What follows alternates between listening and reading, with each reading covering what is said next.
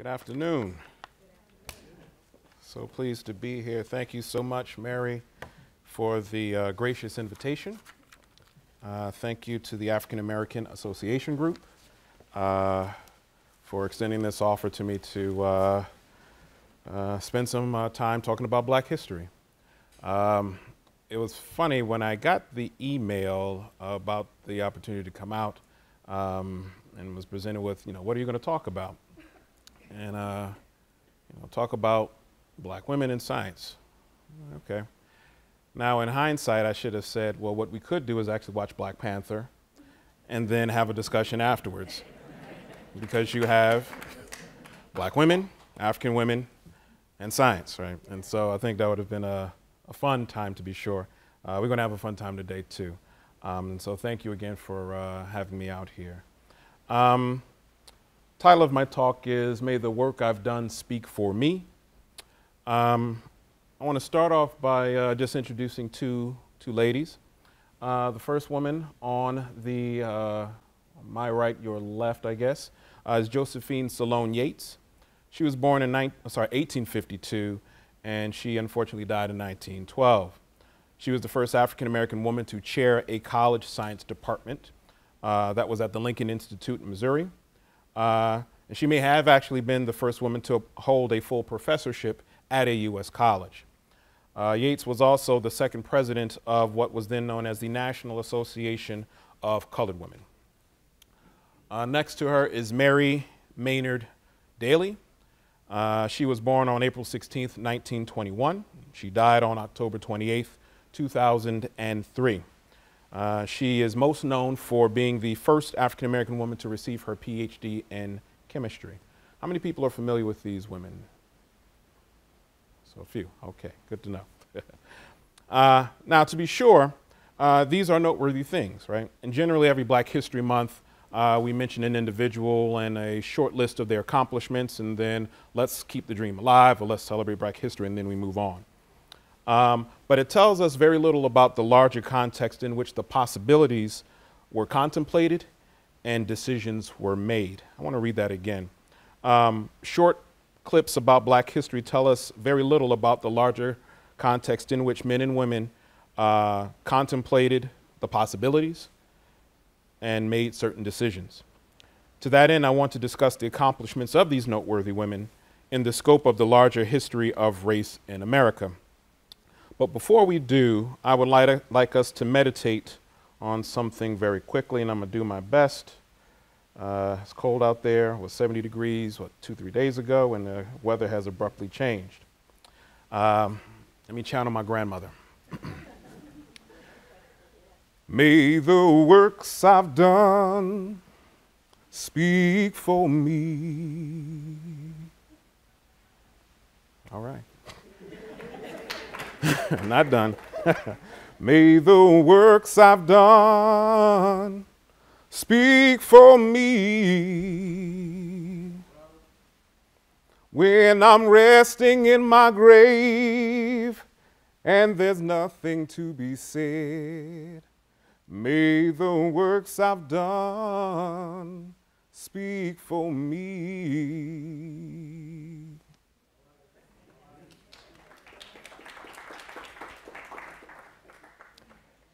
Now, Negro spirituals have a way of framing the experiences, indeed the history of Black folk. The song's title is an avowal.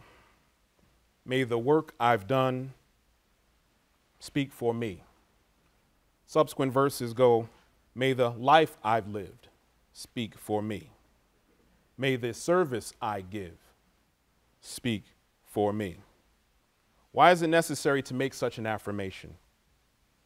Probably because so much of American history has been characterized by the misreading, misunderstanding, and the misinterpretation of Black folk and their work. And so Black History Month is a realization of the sentiments of this song. May the work I've done speak for me. Quick table of contents. We're going to go through a quick prologue about why Black History Month, the purpose of it. Then we're going to look at the correspondence between Benjamin Banneker and Thomas Jefferson. what I titled that section, The Foundations of Beauty, Race in America, and Correspondence Between Those Two Gentlemen. And then the last section will be Race, Women, and Men, and the Mining of the Forgotten Transcript. So why Black History Month? Song was supposed to play there. The gentleman up here on the board now is Carter G. Woodson. He's called the father of Black history, and he inaugurated Negro History Week in 1926. He chose the birthdays of Abraham Lincoln, which was on February 12th, and Frederick Douglass on February 14th, to mark the occasion of Negro History Week. In 1976, then President Gerald Ford would officially recognize Black History Month. In 1912, Woodson became the second African American to earn his PhD from Harvard. Woodson taught at a number of schools, including Howard University, and founded the Association for the Study of Negro Life and History, which is the oldest and largest historical society for the study of African American history.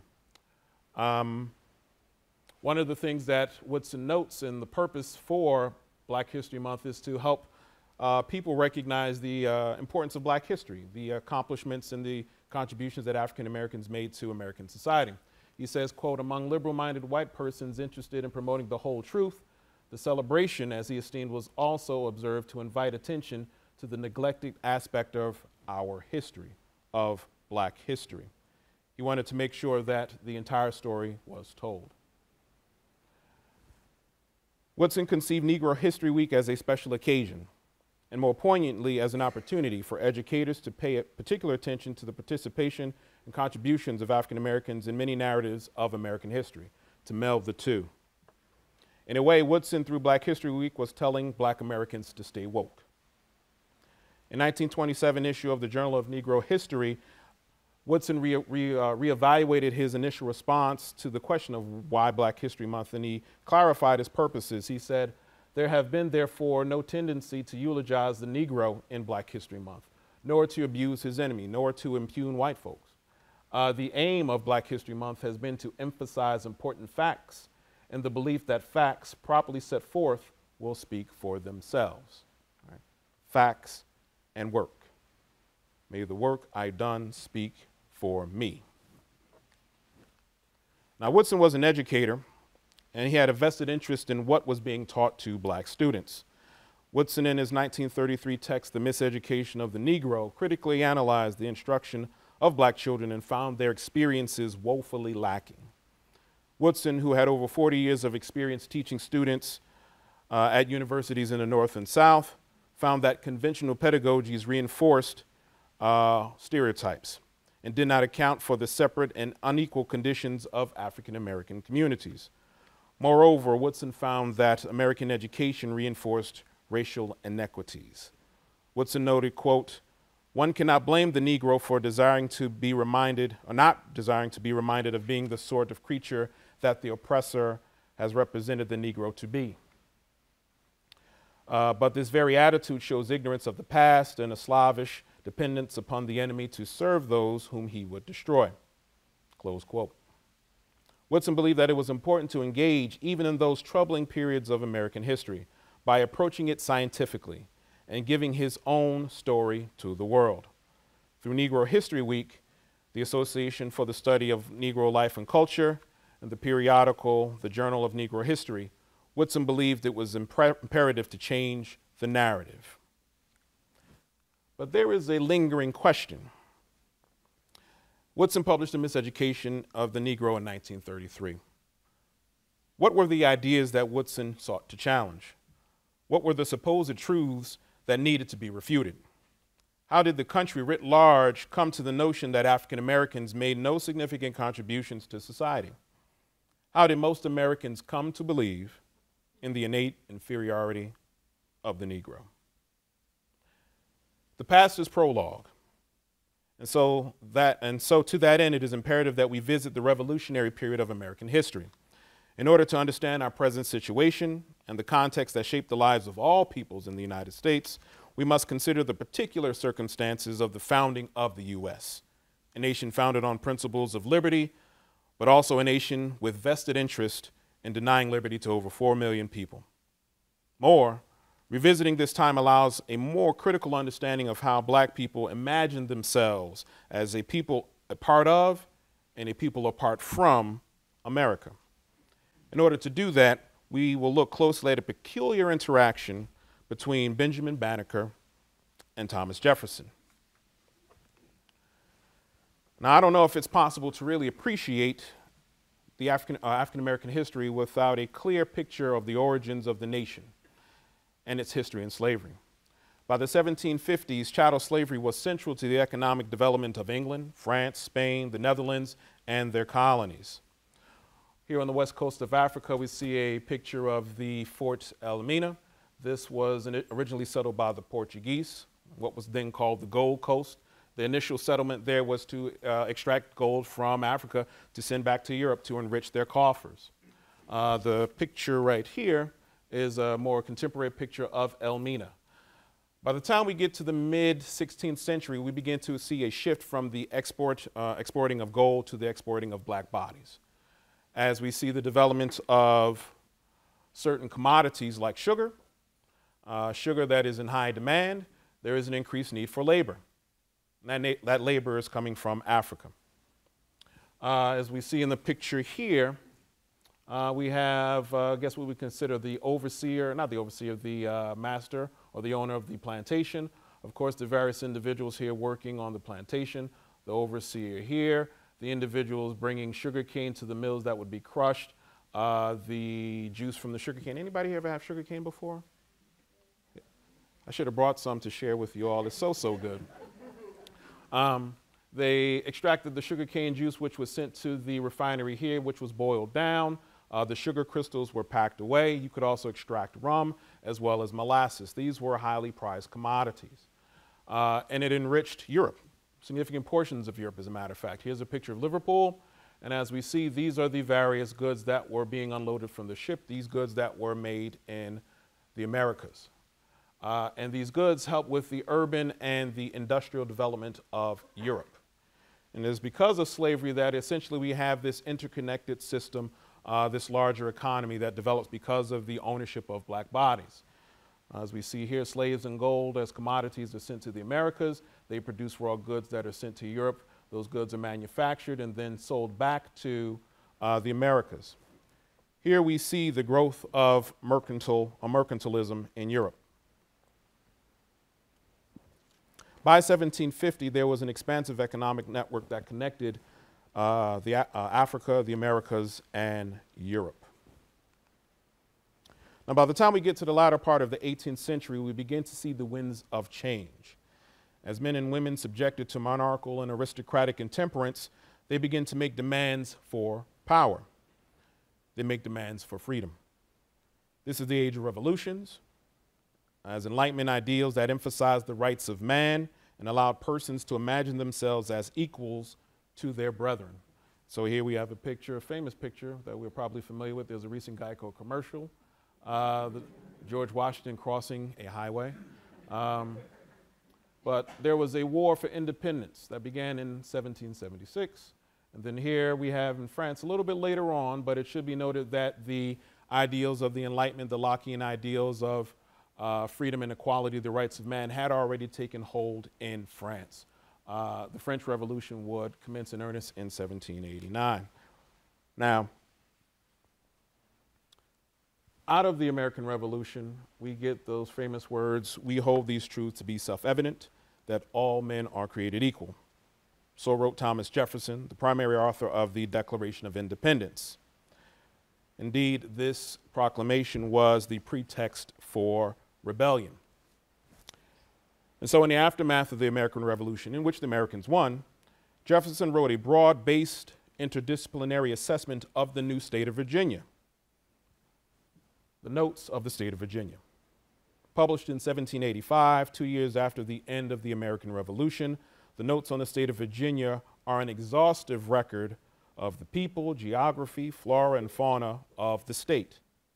Jefferson, in his survey of Virginia, takes time to note the potential problems that could arise in the state, a major problem that would vex him for most of his life, that being slavery. Jefferson himself was a product of the Enlightenment, and he was deeply troubled by the ownership of black bodies.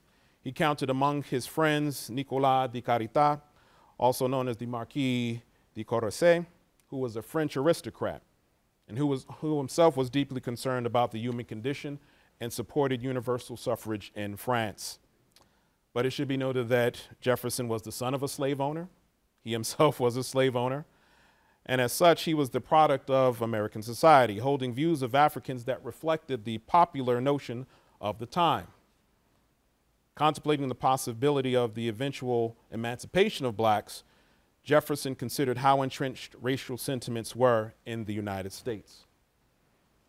He asked, why not retain and incorporate the blacks into the state, and thus save the expense of supplying, by importation of white settlers, the vacancies they will leave? His answer, deep-rooted prejudices entertained by the whites, 10,000 recollections by the blacks of the injuries they have sustained, new provocations, the real distinctions which nature has made, and many other circumstances. These will divide us into parties and produce convulsions which will probably never end, but in the extermination of one or the other race. In 1785, Jefferson was not convinced that white America nor Africans could coexist in a free society. His apprehensions, it seems, were due in part to the harsh realities of American slavery. Jefferson was no doubt aware of the long-standing policies that shaped the relationships between blacks and whites. He lived in Virginia. He knew the history of Virginia. There were the Virginia slave codes that we saw inaugurated roughly in the 17th century. I'll spare you reading through them, but I will note that these laws were essentially created over the course of the 17th century. And they were put into law in response to things that were happening in society as a means of increasing the power of the wealthy landowners, but decreasing the freedoms of African Americans. And so in 1692, one Virginia law enacted that Negro women's children to serve according to the condition of the mother. Whereas some doubts have arisen whether children got by an Englishman upon a Negro woman should be slave or free, be it therefore enacted and declared by this present Grand Assembly that all children born in this country shall be held bond or free according to the condition of the mother. And that if any Christian shall commit fornication with a Negro man or woman, he or she, so offending, shall pay double the fines imposed by the former act. This was a means of keeping black folks and white folks from having a good time. They saw something wrong. In 1680, it was hereby enacted by the authority aforesaid that from and after the publication of this law, it shall not be lawful for any Negro or other slave to carry or arm himself with any club, staff, gun, sword, or any other weapon of defense or offense, nor to go to depart from his master's ground without a certificate from his master, mistress, or overseer. It essentially limited black people's freedoms. And in these interesting ways, almost anticipating the amendments to the Constitution, kept black folks from owning arms, didn't allow black folks to walk around free, limited freedom of speech. These laws confined African Americans to second-class citizenship.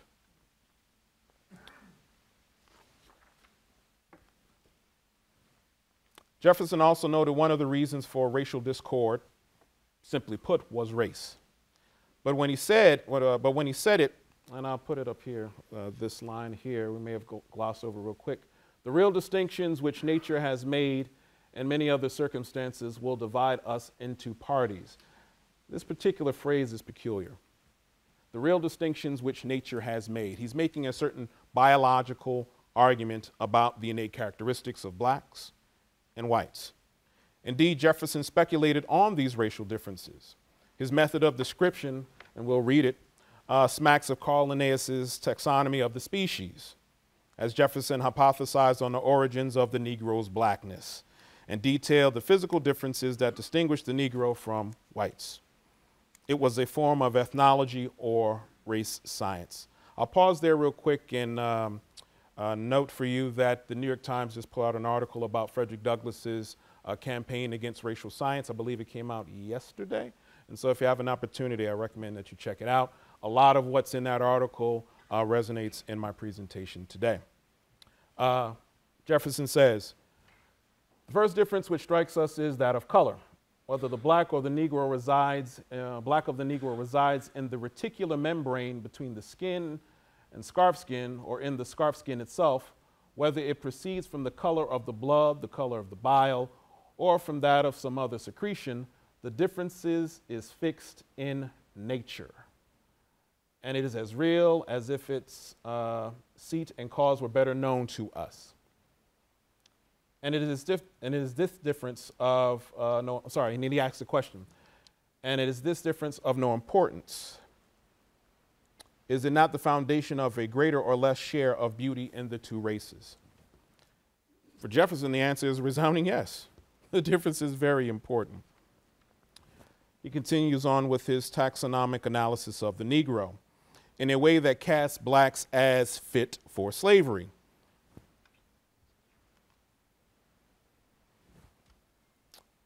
He comments that blacks have less hair on the face and body, they secrete less by the kidneys, and more by the glands of the skin, which gives them a very strong and disagreeable odor.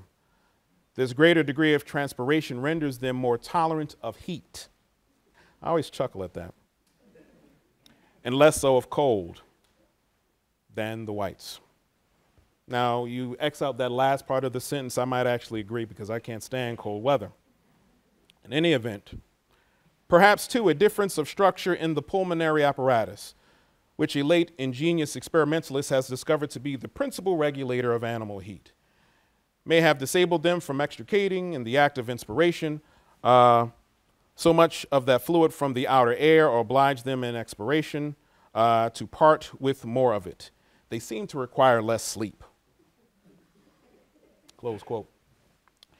He does not critically note that these observations are the result of people who are compelled to work long hours from sunup to sundown.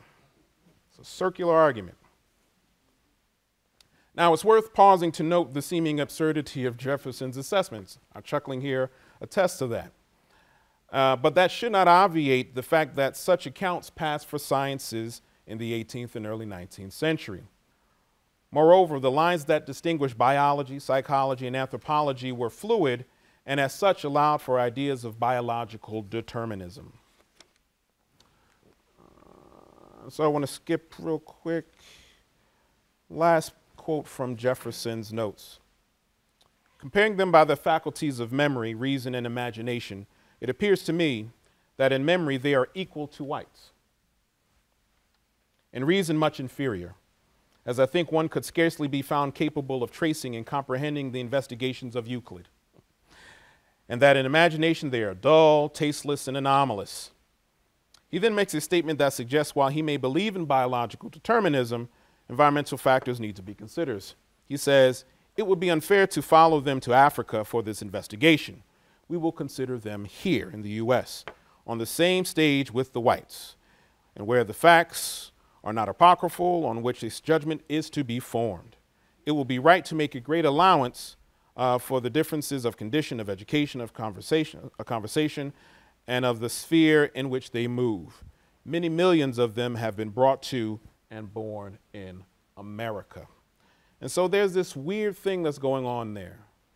In one sense, he's saying that African Americans lack the intellectual capabilities of doing any number of things, including understanding Euclid. But he's also saying that part of their condition is based on them being enslaved in the United States, that we can't assess them based on what's happening in Africa. We have to look at them here in the US. And so he's making a certain concession. Long story short, Jefferson is messy, right?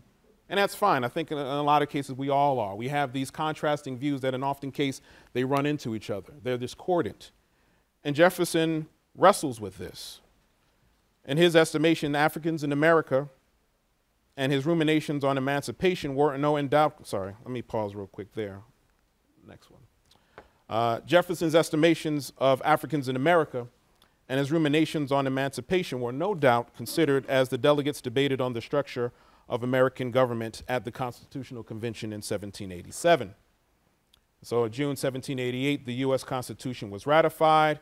Quote, we the people of the United States, in order to form a more perfect union, establish justice, ensure domestic tranquility, provide for the common defense, promote the general welfare, and secure the blessings of liberty to ourselves and our posterity. Do ordain and establish the Constitution of the United States, close quote. The newly minted Congress convened and hammered out the pillars upon which the Constitution was built, the Bill of Rights. In preceding the amendments which guaranteed the freedoms of religion, speech, and the press, and the right to bear arms, were the Articles of Confederation, and buried in those articles, Article 1, Section 2 of the Constitution, was Clause 3, which stated, quote, representatives and direct taxes shall be apportioned among several states, those being the states in the South, which may be included with this union, according to their respective numbers, which shall be determined by adding to the whole number of free persons, namely whites, including those bound to service for a term of years, 3/5 of all person blacks. And so written into the Constitution, not using the word African, Negro, or even slavery, was the ability of uniting liberty with enslavement, bridging the two gaps between those Enlightenment ideals and then what would be national government in the U.S. The 3/5 Compromise demonstrated the United States had a vested interest in the preservation of slavery. I mean, it's one of those peculiar things. When the Patriots were fighting back against the British, a lot of the ways in which they articulated their grievances was, we don't want to be slaves to England. British taxation was slavery. Following the crown was slavery. And so they had a very clear idea of what slavery was. And the fact that they articulated it in the process of fighting for their freedom and then taking freedoms away from so many African peoples is quite amazing. In the aftermath of the War of Independence, slavery remained a fixture in the American economic, political, and social life. In August of 1791, Benjamin Banneker penned or quilled at the time a letter to Thomas Jefferson. Banneker was born to free black parents in Baltimore County. His mother, Mary, was American born, and his father, Robert, was born in Guinea. Later in life, Banneker became interested in astronomy, becoming proficient in predicting celestial phenomena. He made a number of calculations and published them in a series of almanacs, and Banneker is probably best known for surveying the boundaries of what would become the capital of the United States, Washington, D.C. In his letter, Banneker entreated Jefferson to use his standing and influence to help undo the legalization of slavery in the U.S. Throughout the letter, Banneker appealed to Jefferson using both moral and reasonable suasion. I suppose it is a truth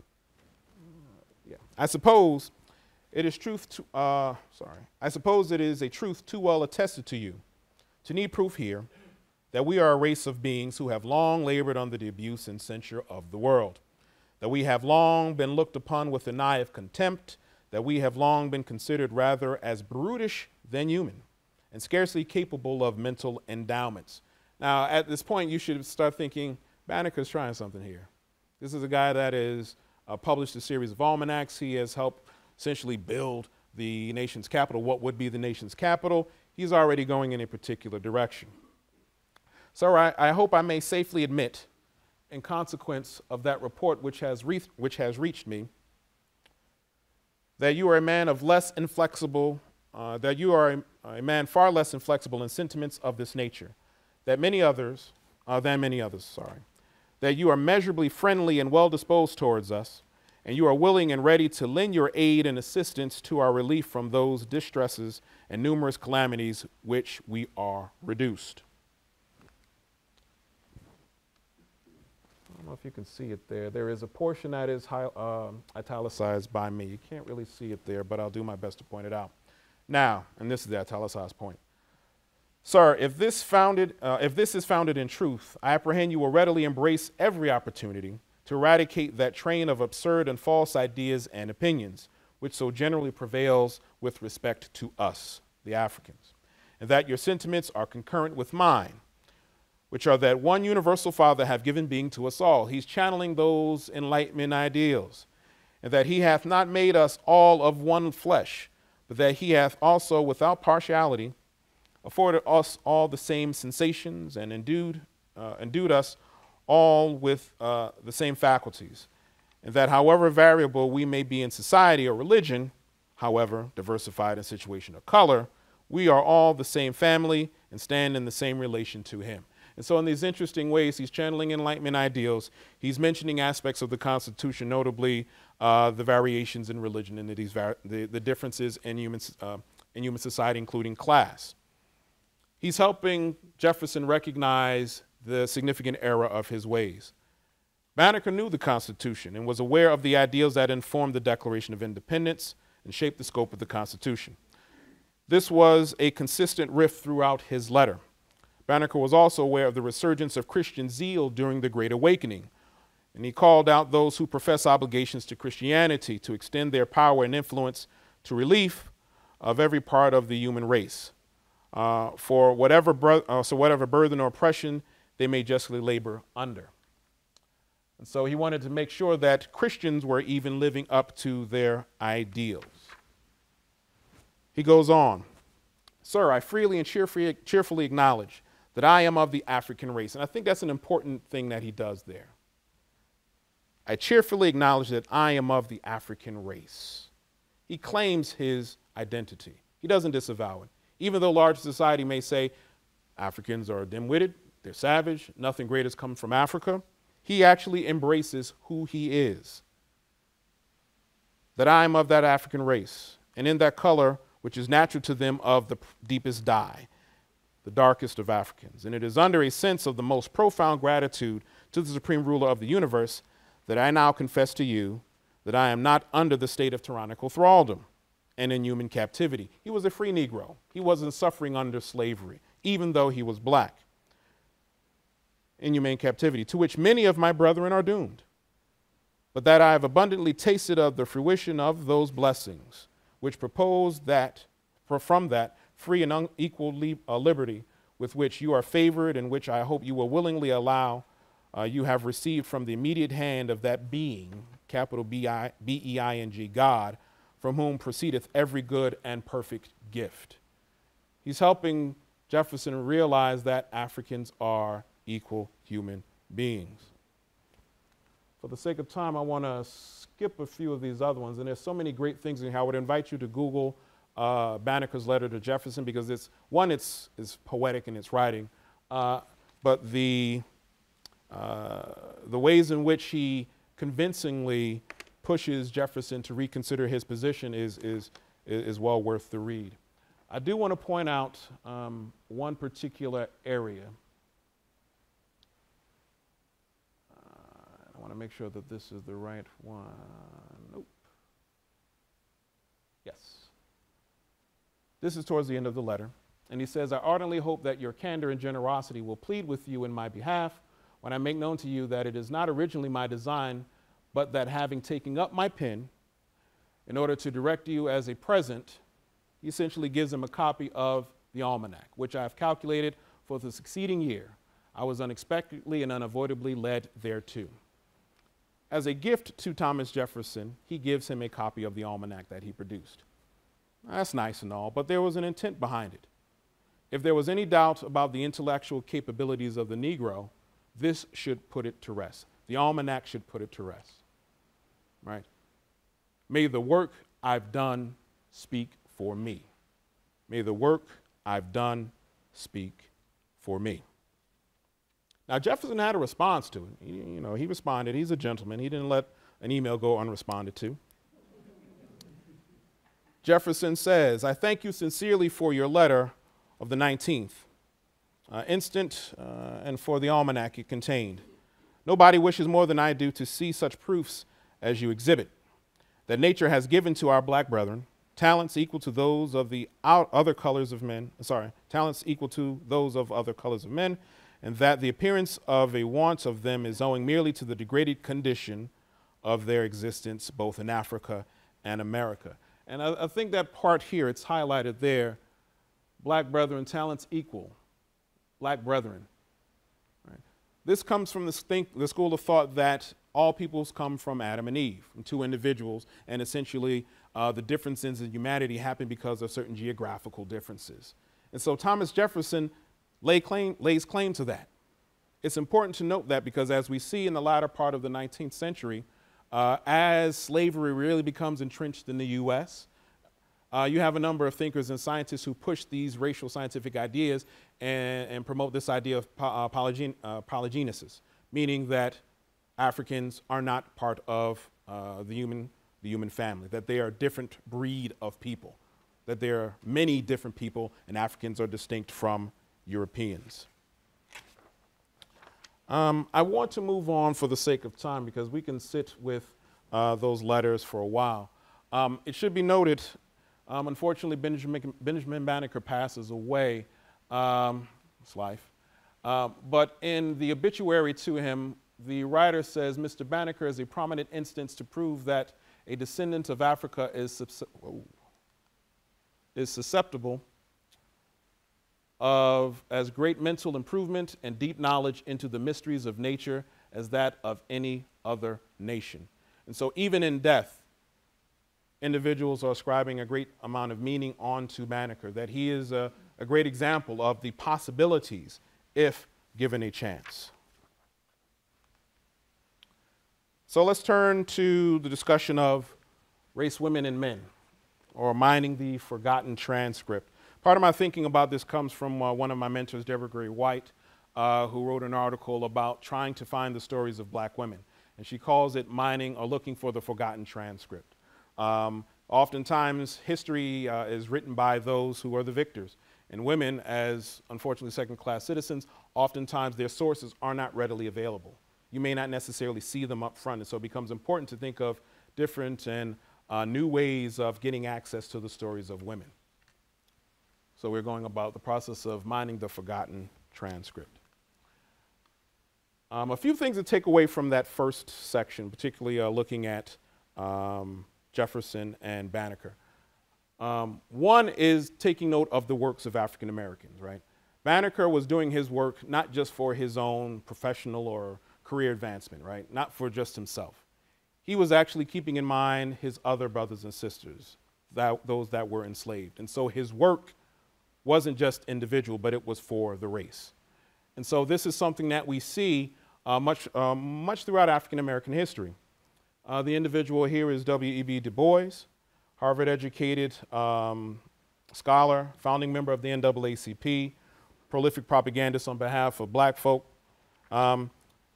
In 1939, he published an article in the American Scholar, which was a weekly magazine for Phi Beta Kappa, titled The Negro Scientist. Du Bois's intent was to shed light on the woeful predicament facing African Americans pursuing careers in the sciences. He frames the article by telling the tragic story of an anonymous entomologist. Du Bois recounts meeting the entomologist's daughter and grandson on a train ride. The precocious young man earned the highest score on an intelligence test in Cincinnati, the daughter told Du Bois. His score was 170. The young man wanted to meet someone who had knew his grandfather, the entomologist. Du Bois knew the man. He recalled the man was, quote, thin, brown, had close curled hair, and was ill-dressed and excessively shy, close quote. Reading his resume, Du Bois remembered the man, as he calls the anonymous scientist, and it's worth noting here, this is the first page of the article, you see these blanks here. He's publishing this article at the time in which black scientists are trying to get jobs. And so he doesn't want to reveal their names, nor does he want to reveal the universities in which they worked at. And so throughout the article, you see these letters with blanks. These are basically the tools of a sociologist in providing anonymity to his subjects. Du Bois remembered the anonymous scientist was a born student, earning a bachelor's in science before taking an assistant's position in the biology department at an anonymous university. I'm going to keep saying anonymous a whole lot. When the chief scientist of that lab took another offer at the University of Chicago, Anonymous accompanied him to Illinois. Not long thereafter, his benefactor passed away, and no one at the University of Chicago or at Anonymous's alma mater wanted to hire him, a, quote, colored assistant, close quote. Anonymous would eventually take a position in South Atlanta, where Du Bois must have met him during his tenure at Atlanta University. The man taught at a, quote, small colored Methodist school, which had at the time a dozen college students, no laboratories, and few books. He received inadequate pay and heavy teaching load, close quote. Over 25 years, Anonymous published 9 articles that brought him some national acclaim, but he could not secure an appointment that carried a living wage. He eventually took a job at a Negro summer school in St. Louis, where he would eventually die, according to Du Bois, of overwork. The person at the center of Du Bois' opening story is in all likelihood the Negro scientist Charles Henry Turner, whose work challenged the long-standing conclusions about the behavior of insects. Du Bois may have been embellishing the tragedy of Turner's life, but his point is still valid. Black scientists with high levels of training and great potential for knowledge creation did not receive the same level of support as their white counterparts.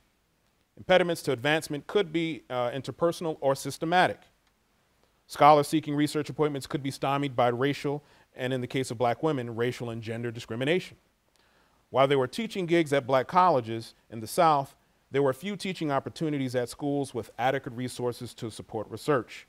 Indeed, scientific advances made by African American scientists in and of itself are noteworthy, but the fact that the advances were made despite racism is nothing short of amazing. I mean, imagine trying to learn and do studies without a lab. Can't happen.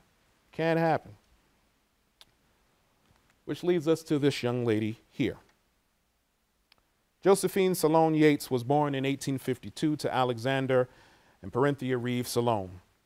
They were a free black family that lived in Mattatuck, New York, which I believe is not too far from here, if I'm correct.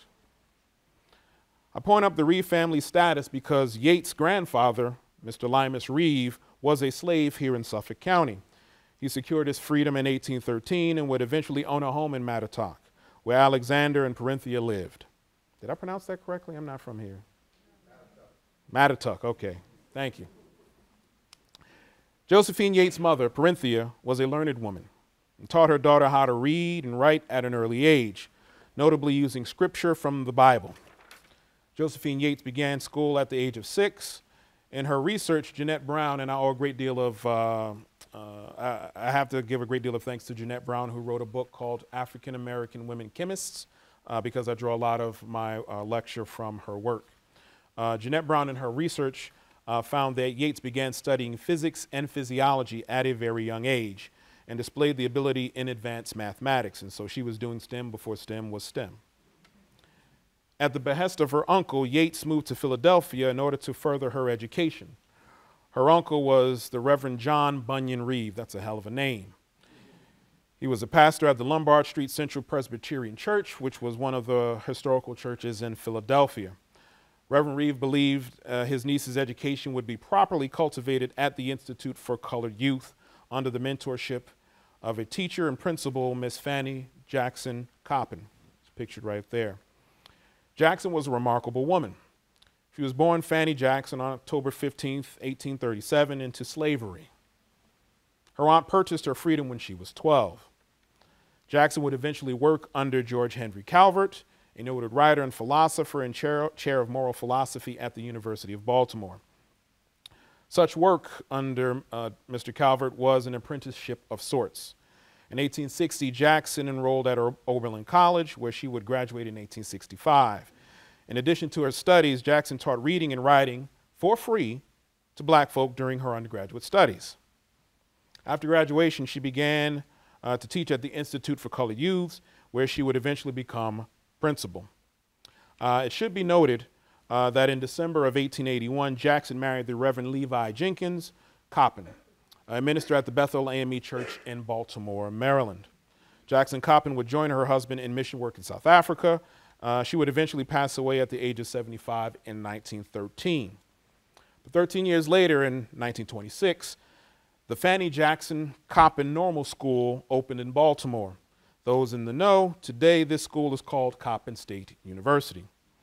And the Institute of Colored Youth is now the Cheyney University of Pennsylvania.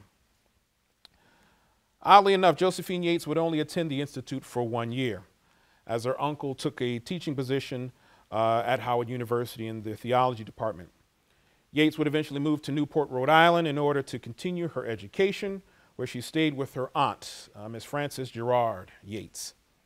Frances Gerard.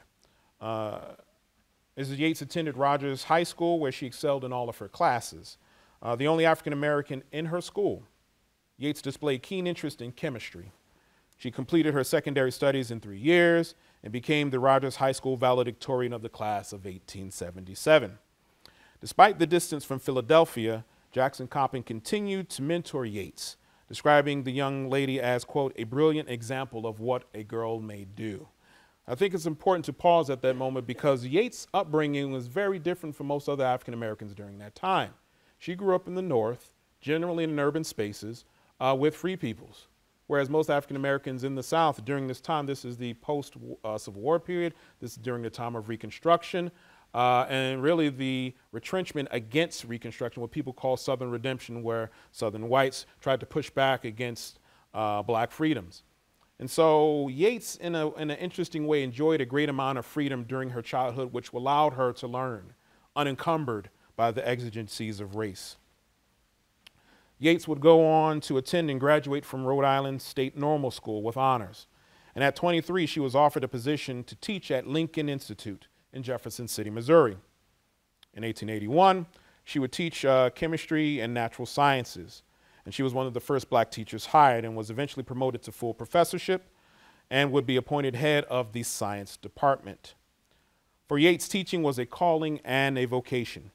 She claimed that teaching, quote, must be raised to the dignity of a profession and it must call forth dedicated men and women willing to devote their lives to its cause. Failing as a teacher, she said, was, quote, failing to the race, close quote. One of the more interesting and peculiar things, in 1889, she had to resign from her position because she wed the Mr. William W. Yates, a principal at the Phillips School in Kansas, Missouri. It should be noted that in the late 19th century, many women were barred from teaching if they were married. There are a number of stories of one of major figures in history, Marion Thompson Wright, who was a Howard-educated PhD, could not teach at Howard, or she was able to teach at Howard, but she could not reveal that she was married because if she did, she would have lost her job. To be sure, we're not sure if this is the reason why Ms. Yates resigned from her position. In all likelihood, it was because her husband worked in Kansas City and she had to move with him. 2 children were born from that marriage, and she remained active in Kansas City, writing for local newspapers and tutoring children. She would eventually start the Women's League in Kansas City. Ms. Yates also would become very active in the women's club movement. In 1896, black women's clubs from around the country would eventually combine to form the National Association for Colored Women, of Colored Women. And in 1901, Yates became the chairwoman of the NACW. I want to pause real quick to note that the NACW was an important organization for a host of reasons. They believed that the state of African Americans would only go so far as the status of women, that it was important to uplift women. And so as women did their work and were successful, the race would benefit. To that point, Josephine Sloan Yates states, quote, the organization is the first step in nation making, and that a nation can rise in the scale no higher than its womanhood. Are principles which have come to be looked upon by sociologists and all students of the development of humanity and as self-evident truth, right? And so she's emphasizing the importance of equity, opportunity for women. As I draw things to a close, I do want to point to the life of Dr. Mary Maynard Daly. And forgive me, I did not put a doctor in front of her name. Forgive me.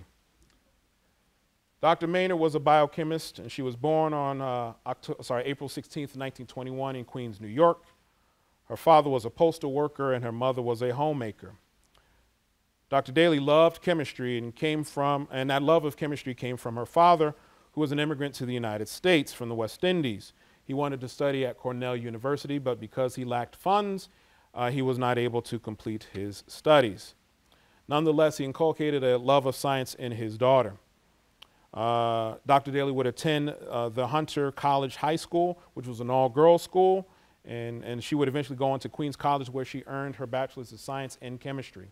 In 1942, magna cum laude, a laud rather. Some people would say lordy. All right. Daly then went on to attend New York University and earned a master's degree in 1944. She would continue her education enrolling at Columbia University. She studied under Dr. Mary Caldwell, a pioneering chemist and nutritionist who expanded opportunities for women in the field of chemistry. Dr. Daly studied how compounds in the human body affected digestion. The title of her dissertation was A Study of the Products Formed by the Action of Pancreatic Amylase on Cornstarch. In 1947, Dr. Daly received her PhD in chemistry, becoming the first African-American woman in the U.S. to earn her PhD in chemistry. After getting her degree, she would teach at Howard University and at Columbia. She would conduct research at the Rockefeller Institute of Medicine in New York City, working on understanding the composition and metabolism of components of the cell nucleus. In 1955, back at Columbia, and with the assistance of Dr. Quentin Deming, both and at Albert Einstein College of Medicine of Yeshiva University, Dr. Daly discovered the link between high cholesterol and clogged arteries, essentially helping lead to a better understanding of how heart attacks are caused. Her further research studied the effects of sugar on the arteries and the effects of cigarette smoking on the lungs. Publicly engaged scholarship, if I may call it that, things that were for the good of the public. Now, Dr. Daly was involved in a number of other extracurricular activities, honor societies, and the such. But I think it's worth noting that she became heavily involved in recruiting and training students of color for careers in medicine. She was a member of the faculty committee that oversaw the Martin Luther King and Robert F. Kennedy program that was established in 1968. According to the Albert Einstein College of Medicine, this particular program recognized that minority students lacked the proper preparation for medical school in their undergraduate institutions, and the Einstein Faculty Planning Program recruited these small group of students for a year-long immersion in a program designed to prepare them to compete for admission to medical school. It was a graduate school preparatory program. The students were registered as undergraduates at Yeshiva University, receiving full tuition, a stipend for living expenses, and all books and laboratory equipment essential to their studies. And in a way, this was a ground-changing, path-breaking program. But to be sure, this was emblematic of a number of programs that were instituted in the 1960s. In the aftermath of the urban uprisings of the 1960s, there were a number of state and even national commissions that studied the problems in the U.S. And what they discovered was that African American opportunities for advancement were significantly curtailed because of racism, because of class discrimination, because of residential segregation. And so we see all over the country the institution of these educational programs to offset the underfunded, under-resourced schools that a number of students attended. And the Martin Luther King Kennedy program was one of those programs that was headed up by Dr. Daly.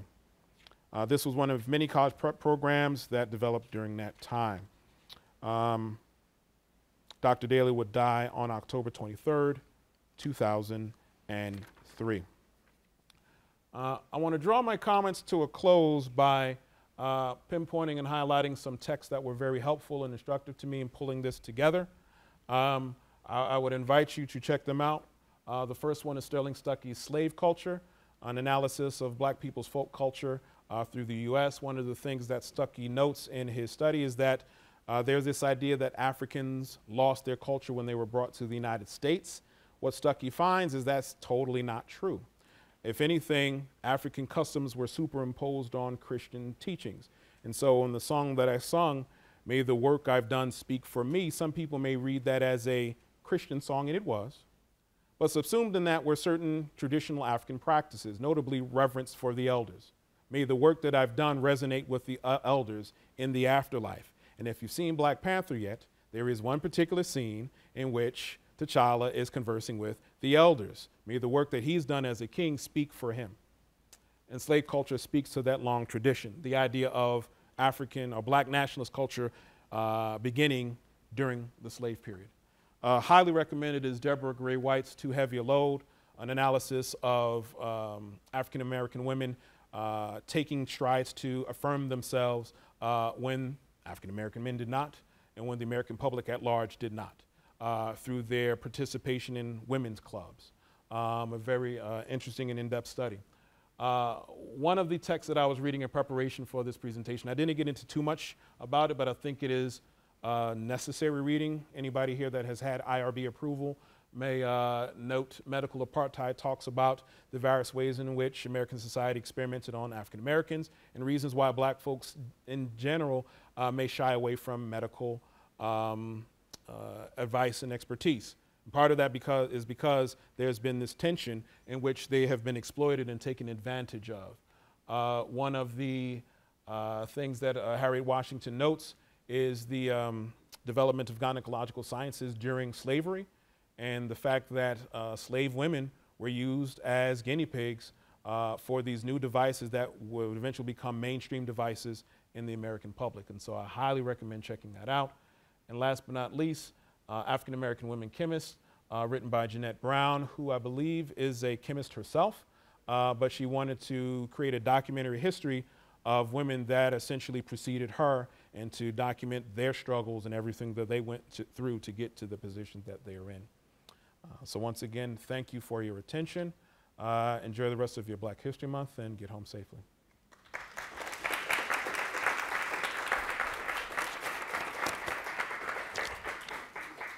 I guess I'll open the floor up to questions if there are some.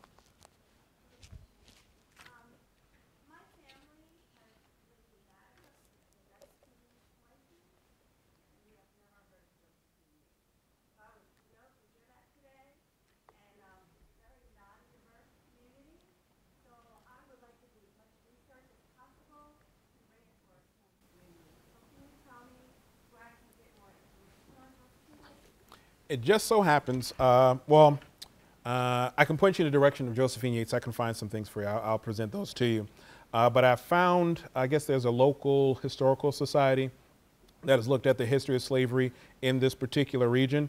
And they have these fascinating documents, census records, as well as deeds to land that shows, you know, who such and such was owned by this particular person in this particular area.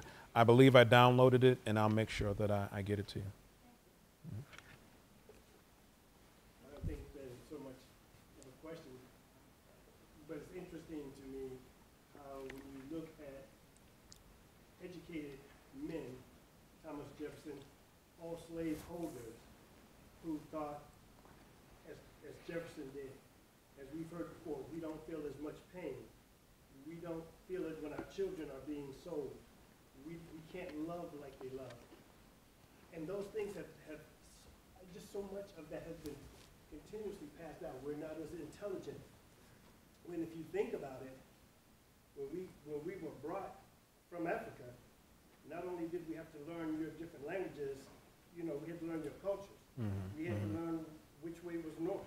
We had to learn so many different things that belie anything about anybody saying that we were not capable, not just capable of being able to learn, but that we were just the same as everyone else. And I think that people had to say that about us as being a different race, not being able to feel, because if they didn't say that, they would have to say something about themselves in order to be able to continue people in that type of lifestyle. So to speak. Yeah. You raise this interesting point. I think it's worth noting.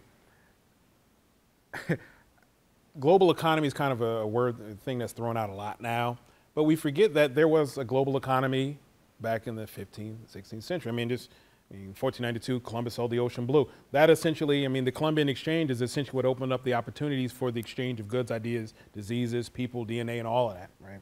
And so there were connections between various groups of people. Ira Berlin, in his histories called Many Thousands Gone, looks at slavery in the Americas, and what he notes is that there were a group of what we could consider to be Africans who were called Creoles. And these were people of color that spoke multiple languages, that were able to interact with the Portuguese and the Spanish, eventually the English traders. These were the people that essentially were the folks that went to the interior of Africa because most Europeans could not go there for fear, for heat exhaustion, the fact that they may be killed, right? They couldn't access the interior of Africa. So it was the Creoles that essentially were the intermediaries between the indigenous Africans and the folks in the continent proper and Europeans. and they spoke multiple languages. What is interesting and peculiar, and Berlin notes this, is that there had to be a different ideology to justify the enslavement of Africans. I wanted to put into the PowerPoint a map, a Catalan map from 1532, which shows an image of Mansa Musa, who was an African Muslim, and at the time was one of the wealthiest individuals in the world. And one of the reasons why the Portuguese ended up coming to Africa in the first place was they wanted to get access to that gold. What's peculiar is the ways in which the Spanish drew him. They made him look like a monarch. They put a nice crown on his head, it was gold. They made him human, right? It is only with the demand for labor, which was sparked by the demand for sugar, rum, molasses, and various other commodified goods, which allowed, people forget, you wouldn't have had the Industrial Revolution without those goods from the Americas that were produced by black bodies, right? Without those goods, there would have been a demand for labor. And so the reason why we see this shift is because, for all intents and purposes, mercantile greed. They wanted to corner the market. And how do you do that? Get as many black bodies as possible. And the only way we can justify that, especially as people are talking about the equality of man, they can't be human. They are less than human. They aren't Christian. They're not human. They can be enslaved and treated as such. Thank you. On that point, I'm very much intrigued by your remarks on Jefferson, particularly the first quotation, where you seem to express a certain ambivalence about what the black man, woman is, and what they're capable of. Mm-hmm. And then later he goes on these sort of quasi-scientific discourses about their inferiority. But that first quotation sort of intrigues me. Am I hearing that correctly? Did he hold some sort of ambivalent attitude about the capacity of black people? I think so. There are a few things to note. Jefferson was a worldly individual. He traveled back and forth between the Americas and Europe and France. He was in constant conversations with various philosophers and thinkers who were engaging in this idea, talking about these ideas about the capacities of individuals. And I think like individuals in his position, he couldn't commit to one particular position or another. He kind of existed in that space. It's one of the more peculiar things. He, in some ways, kind of kicked the football down. He punted the football when it came to issues of slavery. He didn't want to deal with it himself. Part of that could have been because of his vested interest in it. He owned slaves. He had a plantation. There was some monies that could have been gotten from it. But he could not deny the fact that these people that he owned were also the people that he had deep affections for. And so to that point, Sally Hemings, Annette Gordon Reed's masterful book, The Hemings of Monticello, speaks to that ambivalence that Jefferson had in regards to Africans. So to follow up quickly, it strikes me as also very intriguing that I think that the reason that I detect the ambivalence is because I'm trying to sort of understand what should we do about this problem. Mm-hmm. That black people in this country represent. And I'm just wondering, could it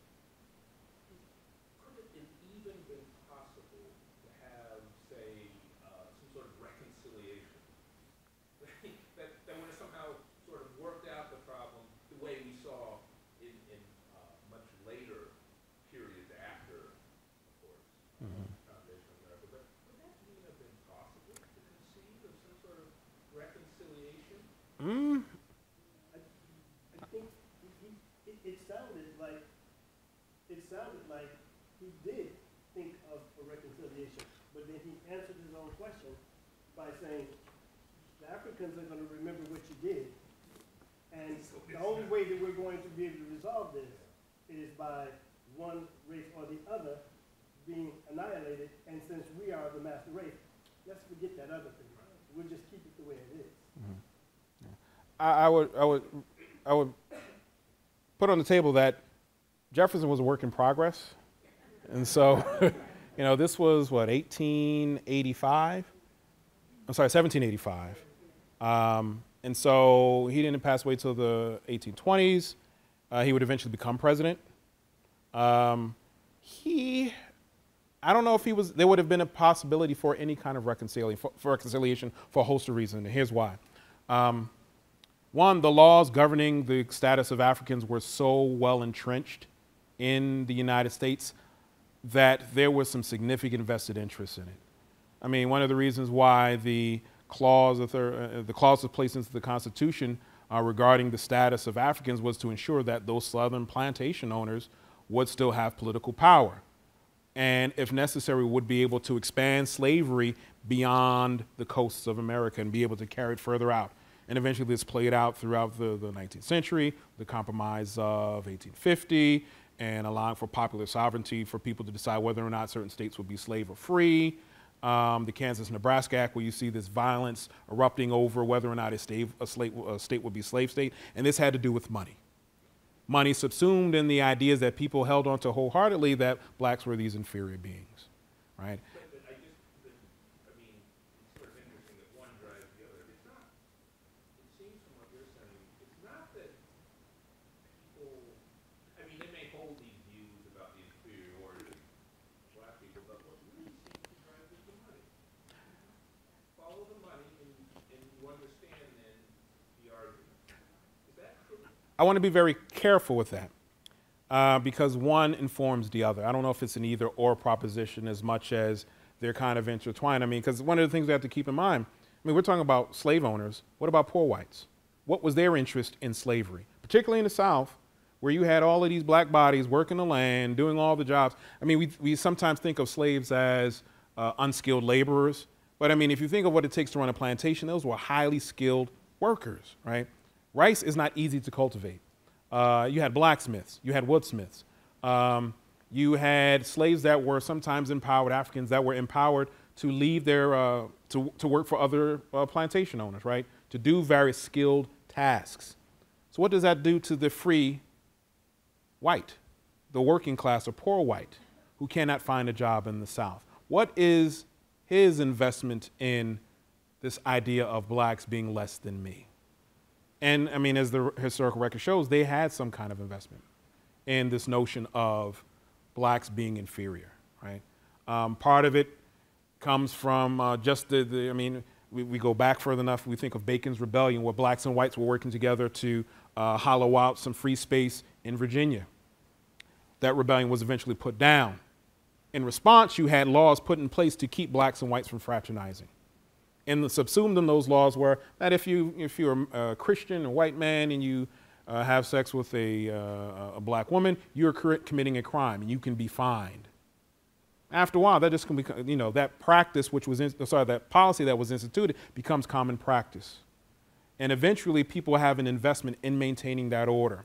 And so part of it is there's a money piece too, but then part of it is also a social construction that happens as a result of people constantly engaging one another and recognizing on some level or another, oh, hey, I am better than Africans. At least I'm not owned. At least I can walk away.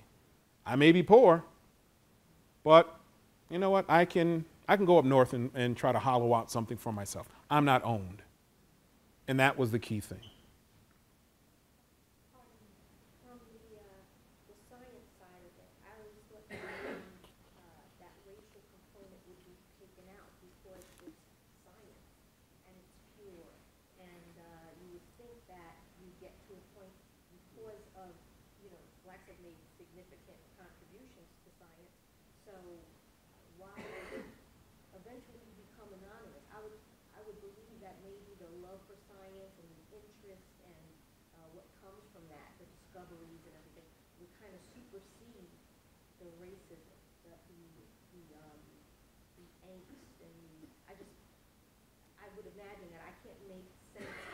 Mm-hmm. I would think that you would still, if you see somebody has promise, you would still give them opportunity to see what comes out of that end.